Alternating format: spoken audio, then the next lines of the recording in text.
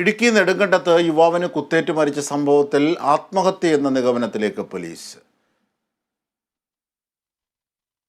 ഇന്നു രാവിലെയാണ് പ്രവീണിനെ കുത്തേറ്റ നിലയിൽ കാര്യത്തോട്ടിലെ വീടിന് മുമ്പിൽ കണ്ടെത്തിയത്. വീട്ടുമുറ്റത്ത് കുത്തേറ്റ് കിടക്കുന്ന നിലയിൽ പിതാവ് ഔസേപ്പച്ചനാണ് ആദ്യം കണ്ടത്.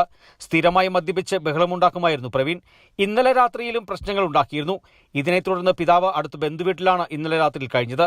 ശേഷം രാവിലെ വീട്ടിലേക്ക് എത്തിയപ്പോഴാണ് മരിച്ച നിലയിൽ കിടക്കുന്നതായി കണ്ടതെന്ന് ഔസേപ്പച്ചൻ നാട്ടുകാരോടും പോലീസിനോടും പറഞ്ഞത്. എന്നാൽ എത്തിയ സമയവും ബന്ധുക്കൾ പറഞ്ഞ സമയവും തമ്മിൽ വ്യത്യാസമുണ്ടാവുകയും ഔസേപ്പച്ചനെ പ്രാഥമികമായി ചോദ്യം ചെയ്തതിൽ പൊരുത്തമില്ലാതിരിക്കുകയും ചെയ്തതിനെ തുടർന്ന് പോലീസ് കൊലപാതകത്തിലേക്ക് സംശയമൂന്നിയിരുന്നു. ഇതിനെ തുടർന്ന് പിതാവിനെ പോലീസ് കസ്റ്റഡിയിലെടുത്ത് വീണ്ടും ചോദ്യം ചെയ്തു. ശേഷം മൃതദേഹത്തിൽ നടത്തിയ പോലീസിന്റെ പരിശോധനയിലാണ് ആത്മഹത്യയാണെന്ന നിഗമനത്തിലെത്തിയത്. പ്രവീൺ തുടർച്ചയായി മാനസിക വിഭ്രാന്തി കാണിക്കുകയും മദ്യപിച്ച് അലമുണ്ടാക്കുകയും ചെയ്തിരുന്ന ആളാണ്. ഇന്നലെയും സമാന രീതിയിൽ പ്രശ്നങ്ങൾ ഉണ്ടാക്കിയിരുന്നു. മുമ്പും ഇയാൾ ആത്മഹത്യാ പ്രവണത പുലർത്തിയതായി പോലീസ് പറഞ്ഞു.